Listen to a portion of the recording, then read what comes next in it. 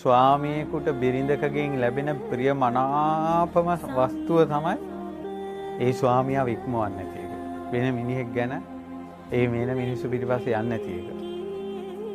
ස්වාමියාගේ ප්‍රිය මනාපම වස්තුව දීමේ විපාක විදියට දිව්‍ය ලෝකේ වෙන කිසිම දෙවිවරුන්ට නැති ප්‍රිය මනාප වස්තු උපදිනවා. පතිවෘතාව රැකපු කාන්තාවකට සසරේ උපදිද්දි වෙන කෙනෙකුට බනින්නවත් හිතෙන්නේ නැහැ කියනවා යාට. එච්චර ආනුභාවය කියන පතිවෘතාව සහ බඹසර. කුමරි බඹසර රකින්නවා. ඒ කියන්නේ විවාහ වෙනකල් කාමසේවනයක් තනියෙන් හෝ බාහිර කෙනෙක් සමග කරන්නේ නැහැ. ඊට පස්සේ විවාහ වුණාට පස්සේ ස්වාමියාව එකමව හැසිරෙන්නේ නැහැ. ඒ බඹසර ඒ පතිවෘතාව කොච්චර බලවත්ද කියනවා නම් දිව්‍ය ලෝකෙ ඉපදුනාට පස්සේ දිව්වරු පවා ඈට යටත් වෙනවා. මනුස්ස ලෝකෙ ඉපදෙද්දී ස්වාමියාටවත් කටක් කැරලා සැරට වචනයක් කියන්න හිතෙන්නේ නැහැ කියන යාට ඒ පින් බලයට.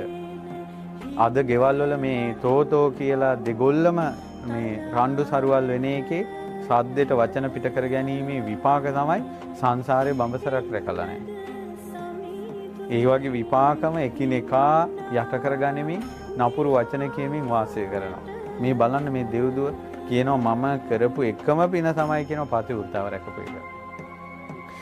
ඊට පස්සේ කියනවා මාතාව පුත්තන් අනුරක්කමාන මම මගේ ස්වාමියාව රැක්කේ එකම පුතා රකින්න අම්මා කෙනෙක් වගේ කියනවා. මේ මාතු බරියා.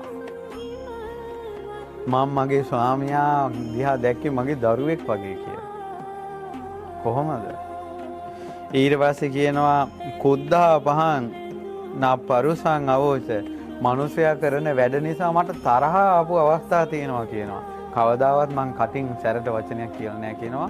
මගේ හිතට තරහ ආවත්. මෙන්න පිං මෙන්න කුසල්. ස්වාමියා කරන වැරදි වලට සමහරට පුදුම තරහක් එනවා කියන හිතට කවදාවත් සැරට වචනයක් කියලා නැහැ කියනවා.